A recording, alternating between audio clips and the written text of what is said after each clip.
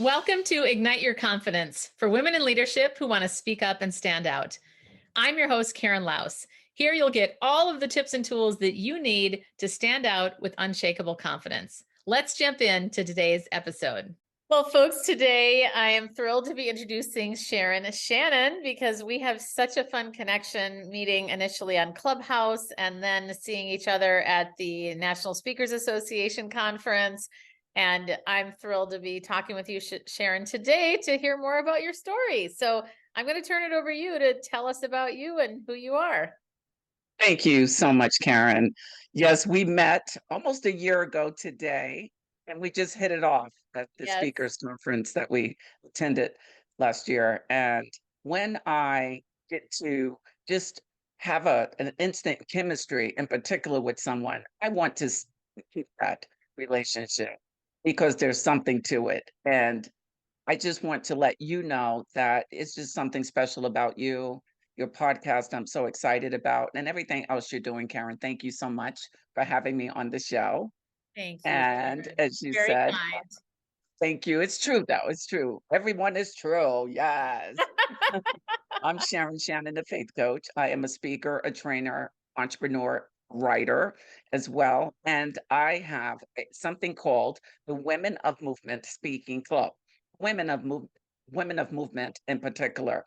And what it does is trains Christian entrepreneurs, speakers, writers, coaches to level up, really. That's the term I typically give this thing called entrepreneurship, to just step it up, to so to and for them to get inside themselves in order to come out of themselves. So what I mean by that, Karen, is what the speaking club is about is faith.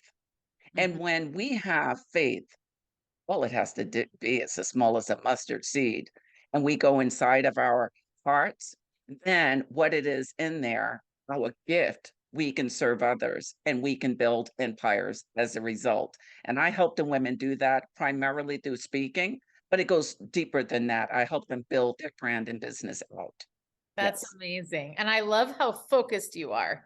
You are so focused. And I'm curious to know, is this something that you always had as a vision to do? Okay, Karen, it would be easy for me to say yes. I woke up like this, as Beyonce says, but I cannot say that. I cannot. But what I will tell you is that when I was very little, I used to often think, did my mother typically and most of the time, oftentimes treat me as a little manager because she saw that in me, or did I act as a little manager because my mother saw that in me? I think it was a Oh, combination of the two. yeah. As a result of that, I had confidence when I was little until I got into middle school and then high school.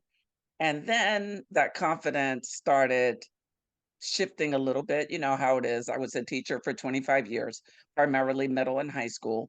And the confidence that we have as children when we are in a healthy environment, unfortunately, is short lived because of life and the people in our lives typically. So I Yeah. started losing confidence in myself. And I remember one day sitting outside in front of my apartment building in New York, Long Island, New York. I had a great life. We had everything we needed and some of the things we wanted. And I did not have any complaints at all. Close neighborhood, close community. It was really, really wonderful. I remember sitting outside one day and I was thinking, because I used to always dream. And I was just sitting there thinking, I this is not good for me. This environment, I want more. I want more Mhm. than this environment. So as I was sitting there, just taking everything in, all the love and everything that was going on around me, but nevertheless, that was a defining moment in my life. And I would often think about this, but not really when I was outside. But I Huh. did think about that and I said, you know what? I will become bigger than my environment. However, not in a derogatory way, but in a way that we can do better. We can always do better than where we are. It doesn't matter what we do, it doesn't matter how much progress we made or lack thereof, there's always better. So Mhm. I would talk to my mother and she didn't laugh at my goals. Oh, and how She old were never you did. then? Say that, how old? Maybe 12? Okay. That's so wonderful. So she supported your goals. All the time. I remember telling her, Karen, before I knew geography, I used to say to her, "Mom, I'm going to Hollywood." And I always thought Hollywood, even though I had an aunt in Harlem, some cousins there, I for a long time thought Harlem was Hollywood. Oh, really? I was really young at that point, and then one day, someone said something, or maybe I saw something, I was like, "Oh, it's in California. Okay, wonderful." I must have been maybe 6 or 7 or 8 or something like that. So I always thought big. It's really That's important that we do, Karen. We think bigger, yes, bigger, say greater. more about that. Yeah, the women who come into my club, I was on Clubhouse, I was doing a room, and I told the women in the room, mostly women, sometimes bold men come in, nothing wrong with it. Yeah. I tell them I still serve women though, just letting them know. Okay, thank you for being here, but we must not lose track of, like you said, Karen, the focus. What is it all about? And who are we trying to impact? It doesn't matter where we are in our entrepreneurial journey. We have to impact others. We really do, and leave a trail of successes around us, behind us, to the left, to the right, in front of us. It doesn't matter. So when it comes to focus, what I told the women is that for my Women of Movement Speaking Club, there are two types of women who come in. They are interested in entrepreneurship. There's no doubt about that. I would say I'm not sure about the number. Right now, I'm not, because we're still just gathering other data regarding the women, but the average age is about 38. Okay. And yeah, we have some who are 50, 60, even younger than that. And they are mostly professional women in education, mostly, also in training. But the majority of them probably have an average, and again, this is not definitive, of master's degrees, some doctorates as well. Oh, okay. Now, Wow. That's a lot of considering that, what I think is what attracts them to the speaking club, and really to me as the founder, is that they want to gain more focus and, of course, be able to speak much more clear and tell their story with clarity. However, though, they are attracted to things that are intellectual, as it were. And when I say things, just what the speaking club is about. We have a certain standard. So that's one type. The ones who are pretty already very confident in their skill set. mhm. They're Mhm. coming in with career capital. Oh, And wow. then the women who want that on a deeper level. Got it. Yes. Mhm. And I love, first of all, you are so good at creating community and keeping community Well, thank you. because you're such a warm and kind person, and yet you mean business. We know that we are going to get things done when we're around you. And I have felt that way from the time we met. I love your ambition. I want to go back for a minute to your childhood, something you said earlier about the confidence that you had as a kid, thinking, well, how much of that was you naturally? And then how much was your mom seeing that in you? Or you mentioned manager, like the manager. So I'd love to know, because I think that this is really fun because we all have a childhood that we can look back at. What were you doing? Or can you give us an example of something that you did that made you come across as a manager? So many things, Karen. One of the things is that I was, even before I became a school teacher, an educator, I was a teacher in my house to my younger brother and younger sister. We have an older brother, but he was out just doing whatever. So I would have everything organized. And that was probably about 7 or 8. And then we did it, and for years we played school. We had a desk, a real desk in the house, just one in my bedroom. And I took that desk seriously. It was organized. It was like one of the older desks where it had the little opening, right? Oh, The yeah, yeah, little, yeah. yeah. Yeah. Was the cutest. I wish I could have kept that. But anyway, that was in the house, and then we made makeshift desk for them. And I think my mother, and I didn't know this, in retrospect, I didn't know it at the time. I think she saw a lot of this happening, the preparation, how seriously I took the lesson. Sometimes I would sit at the dining room table, and she was looking at this, just thinking, my daughter is really, really serious. I Yeah, so love it's that. one of many. That's fantastic. Well, and then when did you transition from educational systems, specifically in teaching, to what you're doing now? Or what was that evolution? Yes. Well, right after high school, I went to college and wasted time. I was totally bored Oh, with wow. college. Totally, totally. And I said to myself, you know what? This is for the birds. It's too cold in New York to be going to classes. Okay. I mean, it was freezing. So that was not even a year. So I dropped out. I got kicked academically on probation. It was one of the two. And I went home and my mother said, "You're going to have to do something with your life. You're not going to just sit around." So I got a job and I would still remember how I used to visualize things. I was still unfulfilled. So Mhm. I remember though when I had my college roommate, she said, "Why don't we go into the Air Force with what's called," and I think they still have this, I'm not sure, but back in the 80s, it was called the buddy system. And Okay. you went in with a friend and they stationed you at least the same base initially. Oh, wow. Yes. So she said, "Let's go in." So I was like, "Nah, nah." So we forgot about it. But when I got back home, I said to myself, "Well, this is not such a bad idea." So I called her up and I said, "I'm thinking about going in, or are you still thinking about it?" She was like, "Nah, no, I'm not." So she moved on. But I called the recruiter. I went through with it and I ended up serving Oh the my United States gosh. Air Force for over 11 years and prematurely got out, Karen. I had 2 boys at the time. I got married in Okinawa, Japan. I had 1 son You over were there. serving? I did serve for over 11 A- years, or And just so about was 11 years. when you had your kids, was it during? Yes. Oh, okay. So that all happened. Oh my gosh. Yes, yes. I got married in the Air Force in Okinawa, Japan. I had my first son over there. When Oh, we got stationed in California after that. I had my second son. And then a few years after that, I we went through a divorce. So we got a divorce. mm. And what I should have done, because I beat myself, and I'm going somewhere. I beat myself up for years because of this.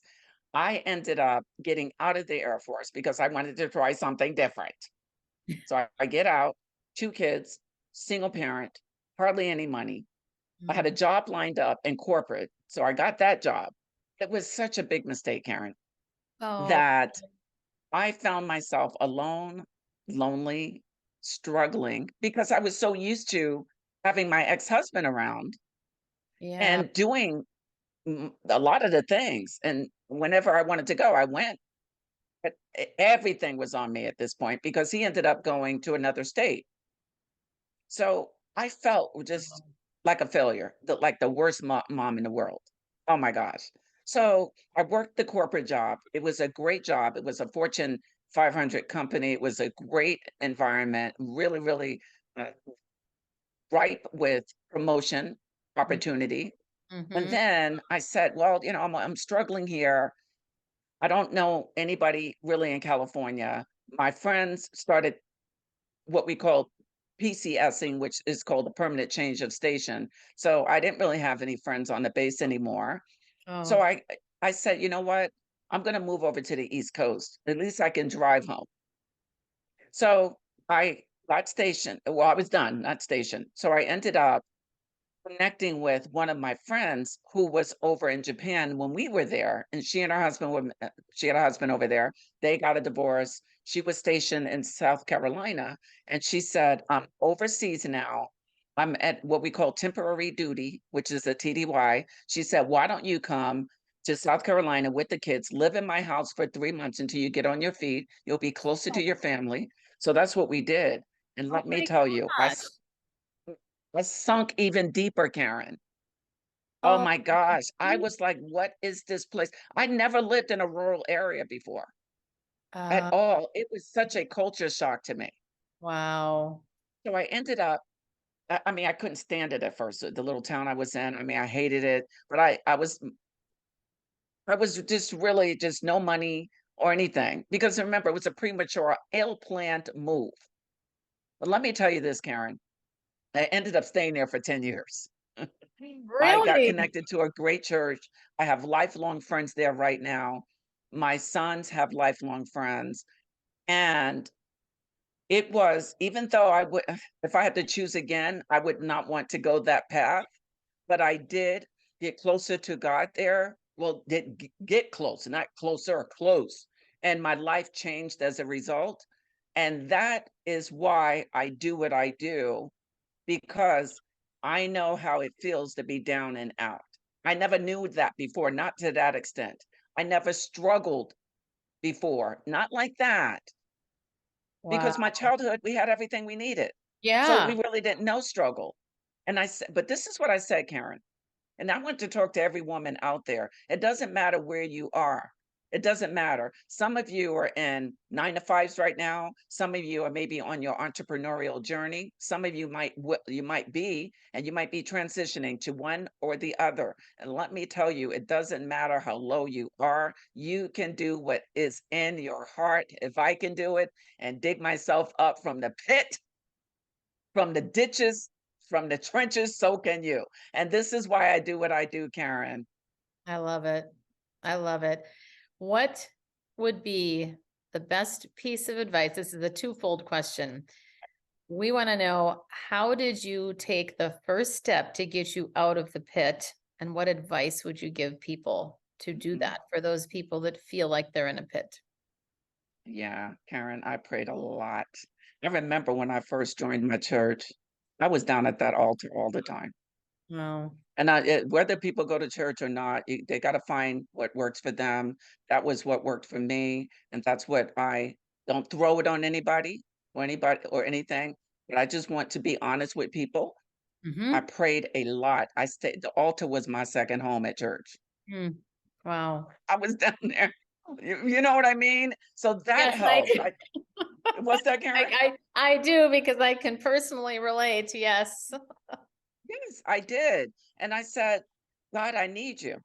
I don't have anybody else. I felt like nobody got me. I felt like people, and some were laughing at me because here Sharon had everything really she wanted. Even when I was in the Air Force, the kids had everything. I mean, we weren't short for money at all. And then I was asking people to help me with my rent. Wow. Yes. So what happened was I resigned myself to the fact that these kids would have a good life. Okay. So I finished my bachelor's right when I was getting out. So I had that done and ended up getting a master's degree and some work in a doctoral work as well. But the thing that helped me was really I wanted to be a better mother to my Mhm. children because I felt like I let them down, but they were too young. They don't remember. They remember some things of struggle, but not kids are resilient, Yeah. so what concerns us doesn't really concern them and should not. Yes. So I just grinded, Karen. I was like, you know what? I'm going to do this. I'm going to get back on my feet. I ended up doing that. I studied, I passed 2 teacher tests. I got a certification in business, another one in exceptional child, because I wanted something to fall back on just in case I didn't like one or the other. And I ended up buying a house 2 years after I got there. I was really diligent and saving my money and getting out of the rut financially. And that's what happened. And this is another thing, Karen. When when I was going through all of that, I really didn't understand what I do now. So what I want people to know is that when we're in the midst of it, it is a time to dig deep, do the internal work. I've read a lot of books. It was before podcast or I don't think even YouTube was that. big. I think it was just coming on the scene, or maybe not even in existence. And no, it wasn't because cell phones weren't. We didn't have cell phones yet. And I just did not give up. I just kept true to the vision. I stayed true to the vision. And this is what I'm constantly telling the women that I work with and all of your listeners, Karen. We have to picture ourselves successful and not speak doom and Yes. gloom over our lives. Yes. Amen and amen. Amen. It is so true, right? Yeah. Say more about that. That's so powerful. Yeah. Well, sometimes, and I'm not negating or diminishing professional help or professional advice or information because we need that. However, just because someone tells us that we have anxiety, that we're this, that we're that, it doesn't mean we have to wear that as a badge. It Hmm. doesn't mean we have to continuously speak that over our lives. We're not in denial. We're not in la la land.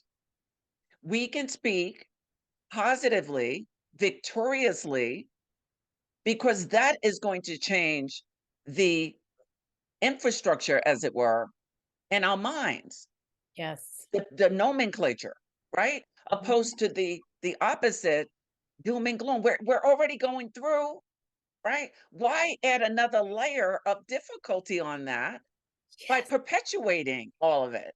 So we can speak exactly. negatively. We could change the game. We could flip the script on that, and that's extremely important.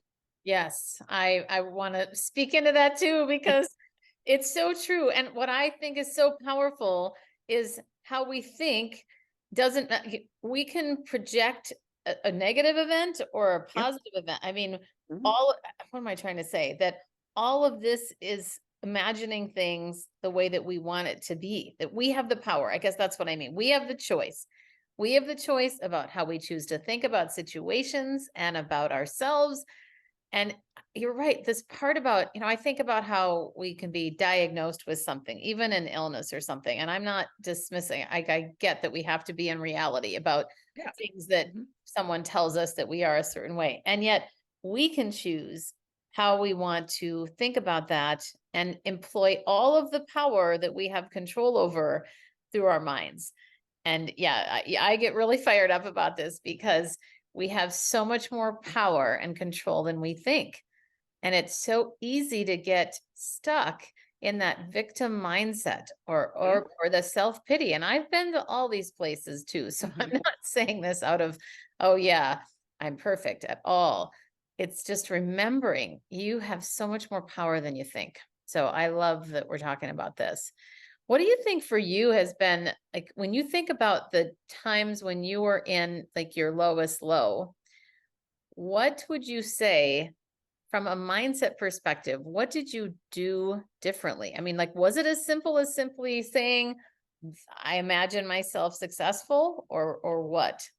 Mhm. Give us a Oh, little wow, more Karen, this details. is good. I love your question. Not no, it doesn't just start and end there. It really doesn't. It's an important element to the equation.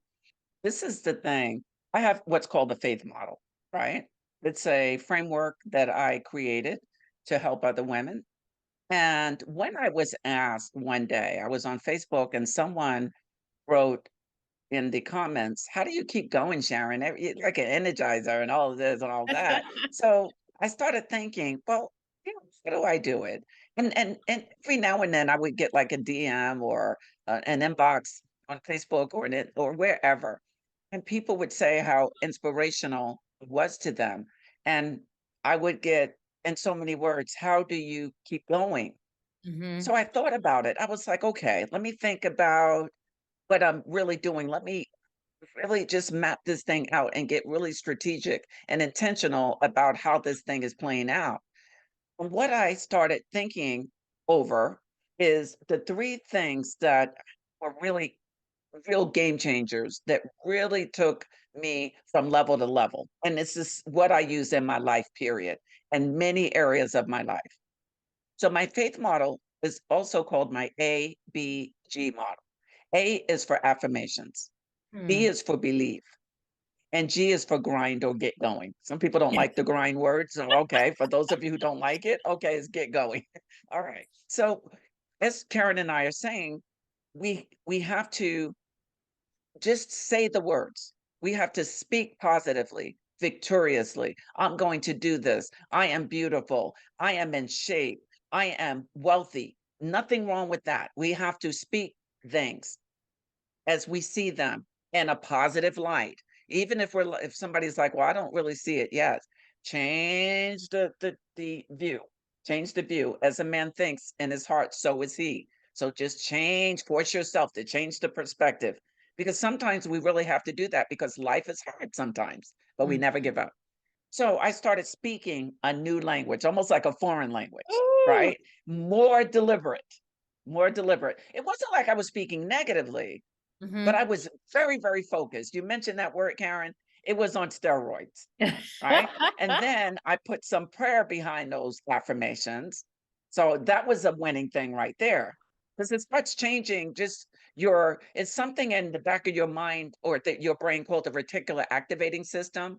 And Mhm. whatever we think about, that's where we're going towards. It focuses on what we think about.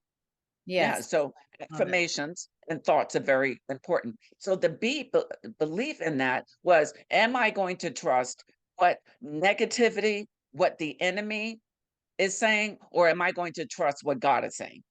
It's a choice. Many are called, but few are chosen because some people don't want to be chosen. We Oh, have to choose. God gives us free will, yes. right, to walk this thing out. So I believed him. And I stopped the pity parties late at night. Oh boy. Oh, I gave it to myself hard in my mind. Oh my gosh, I lived in the past. As Dave Ramsey Oh. said, it's the past. That's why it's called that. So we don't have to stay there. So every time I got a thought like that, Karen, and every time I find myself going back to sad things that happened, I immediately say, "But God, I know what you have for me. I Oh, know what you have for me to great. do. I'm going to do some great things." And Karen, I started doing the work. I started implementing. I started, as I said, reading more intentional books. If I had to uh, make a blog post, I made a blog post. I started that in 2013. I was just diligent with that every day. And then, just like you're doing this podcast, it's not easy, Karen. It's not easy showing up all the time, but you do it. So I started doing what I wrote down and my new and renewed goals. Oh, And that's how I did it and how I wow. continue to do it, among other things, of course. Yeah, of course. Well, I love the fact that you imagine that like, these things that you imagine, and then you talked about what was it again? The reticular. I've heard that before. What is that phrase again? Retic Reticular activating system. Reticular activating system. And it is so powerful to do that. And it's fascinating how many of us choose not to do that, or we think, oh, why bother? And I love how you talked about you have to do the work. You have to think about it Absolutely. and you have to do the work. It's not like it's just going to come dropping on your lap. And Nah, it's so funny, Sharon, because I have a friend years ago that said to me, great things always seem to happen to you. You just things just seem to fall in your lap. And I at the time I kind of laughed. I was much younger. It was right, probably 30 years ago. right. In the time since then, it was made such an impact on me because I hadn't had anybody reflect back in such a way about me and my life. And people call me positive and such, but he spoke about it in such a way that now I talk about it as it's not like things fall in my lap. I pay attention. I pray. I show up. I am aware of what's around me and where there might be opportunities, being attuned to what's going on around. And I feel like that's so much what you're talking about and recognizing that things don't fall most for on people's laps most of the time. And you look at anybody famous, like even thinking about Oprah is such a good example, or Mhm, I never know how to pronounce his name, but the guy that did Hamlet, like these years of the years and years underneath what we see as if mhm. oh they're instantly famous, but we have no idea all of the years that they have put in the work to get to this point, all of the rejections, all of the things. And I I I'm just with you. So, It really is true, Karen, yeah. because there's so many people who want to do what you're doing. They want to do what they see successful people doing. And they can. What I tell the women I work with as well, and I just want to drive this home, is that, as Gary Keller says in a book, The One Thing, if we will just start with one thing. Oh, yeah. And That's sometimes we get so lost in the sauce. We start thinking we have to create everything and then we have to create it all at once. How are we going to market all that at one time? I know. Yeah, I think about that now. If I were to have started my podcast, my online course, my summit, my whatever, all the things. Oh my goodness. Yeah, you have to take those baby steps. And there's so much research that talks about these incremental. What is it? The 1% or and what I mean by I Mhm. mean the 1% of daily change that you make. That all you have to do is make a little bit more, 1% more effort each day. Or there's so many things on that of one step a day, one small thing. And then all of a sudden you have Yes, this big thing that you didn't even realize. exactly. A whole bunch of littles make big, Yeah. Yeah. incremental, I incremental like that. steps. A whole bunch of Yeah. littles make big. That's Yes. great. Well, is there anything, Sharon? I feel like I could talk to you forever. I'm like, you're getting me all I fired know, up. Like, me too. yes, I love it.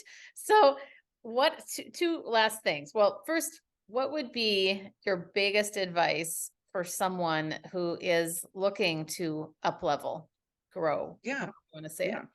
I would like to talk to the corporate women or the women who want to, maybe, whether they know it or not, it's in the back of their mind, want to become entrepreneurs. Because sometimes when we're in a corporate setting, right, we may say, I'm comfortable right here. This is all I want to do. But Karen, I guarantee you, there are a large percentage of women right there, right now, who are listening, who are not doing what lives in their heart.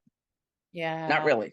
They Oh my might God. do a job very well. They might be in a position that they are beasting it out and they are the goats there, but deep down inside, they really want to open up that fruit stand, or whether it be vegan, well, I don't know, vegan food, if there anything, organic fruit Yeah. down near the beach, right? Or that they want to start that online business. It could be anything and they're not doing it. This is what I would tell them. This is what Cal Newport talks about in So Good They Can't Ignore You in the Okay. book. He talks about career capital, and what we do with that for working in any environment, particularly a 9 to 5, is we take on the task, as it were, that are given to us, and think about the things that we can do in that environment regarding those projects, do it to the best of our ability, because we're on the job. They hired us, they being the whomever, he or she hired us for a reason. So we have to fulfill our obligation on the job. At the same time, we think about some of the things that we can actually transfer to building an empire for us, so we could leave an inheritance for our children's children, and we could show them and teach them how to fend and fish for themselves. Mm, so good. I know that now, Karen. I didn't know it at the time, but now, but you know what, Karen? It's just like what you're doing now. When you think about your time in corporate, Mhm. you are applying so much of what you learned in corporate For right now. sure. And yeah, And right, right. I was one of those women. I felt stuck for about 2 years knowing I know there's more, but Yes. I didn't have the fruit stand idea or whatever. I just knew that there was more that I wanted. I didn't know what that was though. And then finally got there. Exactly. And see, this is another thing, Karen. When people work with someone like you, when they work with someone like me, because we need someone outside of ourselves to Yes. help direct that course, because we can't see ourselves. Mhm. Not Mhm. even in the mirror. When we look in the mirror, that's only a reflection, Right. Right. right? That's not even real, really, not real, Yeah. So when so what I'm trying to get to people as well, and it took me years to get this, because I was like, I'm not paying for any coach. They're crazy with that price. When I saw the price the first time back in the pre-COVID, I was like, "Is she crazy? Did she her head? Oh my gosh, I'm not paying for such a thing as that." I value different things. I wasn't cheap, but I was like, "Oh, not for that." And it's Right. laughable now because I'm like, I didn't even want to pay and invest in myself. Really? And Yeah. finally, I said, if I don't start thinking bigger and implementing my big thoughts, then I'm never going to get anywhere. And that's what I did as well, Karen. I started working with someone and I work with coaches now. And when it comes to getting out of ourselves and knowing that that this thing we want to create, this big idea is bigger than us, and we need someone to help us guide the ship. Yes. And we have to put in the time, the effort, and the money to do that. Period, or it won't happen. Not it won't happen. Yeah. I mean, I'm everything you're saying is so it resonates with me so much because I remember a coach telling me years ago when I was going to start being a coach the first time I left corporate, when she told me, she goes, Karen, if you're not even willing to invest the amount of money that you want to charge someone, it doesn't feel right. Mhm. That was a good challenge for me because I thought, well, I don't want to pay someone that amount, but oh, but I want to charge someone that. Exactly, It's funny how we exactly. keep these things in our heads. Well, Sharon, I know we could talk for the rest of the Yes, afternoon, this is but awesome. I have a question. One more question I like to ask Yes. at the end is there anything that I haven't asked you that you would like me to ask or that you want to add?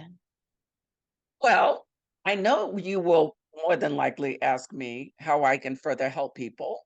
Yes. So maybe that, Yeah. or should I? Yeah. No, that's perfect.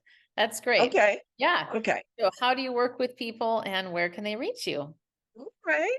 Well, as I mentioned numerous times, I work with really, Karen, the exact avatar, as you, if you will, as it were, Christian female professionals. Okay. And as people go to my website and they'll see I am a faith coach. And what I primarily or who I target are women, sometimes in and out of the church. In other words, they're pastors, previous and present pastors in my club. There are ministers, previous and present, and other people across industries. Now, these women, as I said before, are extremely educated and very skilled in their industries and informative as well. They are the total professionals. Now, so people might say, well, if they speak already, because some of them have and some of them do, why would they join a speaking program? Because they are challenged in how to convert maybe church speak to conference and corporate speak when it comes to a stage, conferences, summits. And Mhm. some of them even want to speak on their job and they're too afraid to even do that. Okay. So that's where my Women of Movement comes in. So womenofmovement.org can get them anywhere they want regarding what we're doing. And womenofmovement.org/speaking club can get them specifically to sign up and just take a look at what we're doing. And I am Sharon Shannon across social media. You can get to me that way and type in Sharon Shannon, Women of Movement. I'm Women of Movement Global on Facebook and Women of Movement on Clubhouse and Sharon Shannon on Instagram, because when you get the verification, when you get the blue Oh, yeah, yeah. little, Yeah. yeah, the blue check, you have to change your profile to your name. It can't be a business name. It has to be what's on your Oh, actual ID. fascinating. That's good to know. Mhm. Excellent. Well, Sharon, thank you so much. And Thank we'll you, have all of Karen. your links in the show notes, of course. Okay. But it's always a pleasure to talk with you. And thank you for sharing so much of your story today. Thank you, Karen. This was wonderful. Keep doing what you're doing, Karen. We love you. Thank you. And that's a wrap of another episode of Ignite Your Confidence.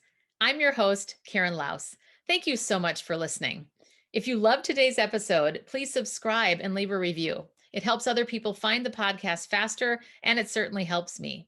If you're interested in more tips and tools around confidence, please join me over in my Facebook group called Ignite Your Confidence with Karen Laus. Remember, you too can stand out with unshakable confidence.